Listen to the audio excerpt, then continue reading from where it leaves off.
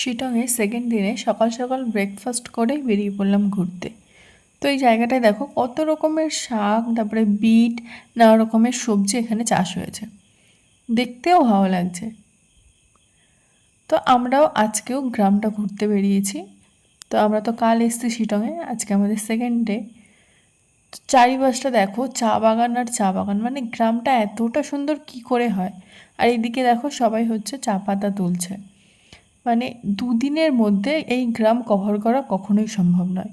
আর এত সুন্দর গ্রাম কি করে হয়। তো এখন এই গ্রামের দিকে আস্তে আস্তে এটা নজরে পড়লো, সেই জন্য এই দিকে ঢুকেছি।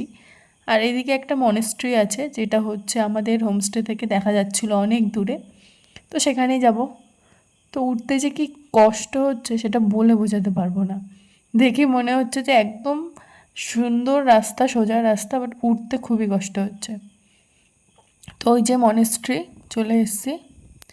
তো দেখো এটা গ্রামের রাস্তার পাশে এরকম চা বাগান, আর এই পারে হচ্ছে পাইন ফরেস্ট। কি সুন্দর গ্রাম, আমি এখানেই চলে আসবো। তো সব এনার্জি শেষ করে ফেলেছিলাম, সেই জন্য এখন এনার্জি ড্রিঙ্ক খেয়ে নিলাম। তো তারপরে চলে এসেছি লাঞ্চ করতে। আজকে ছিল ডাল, আলু মাখা, লঙ্কা নিয়েছিলাম। তো এটাও হচ্ছে চাষের লঙ্কা।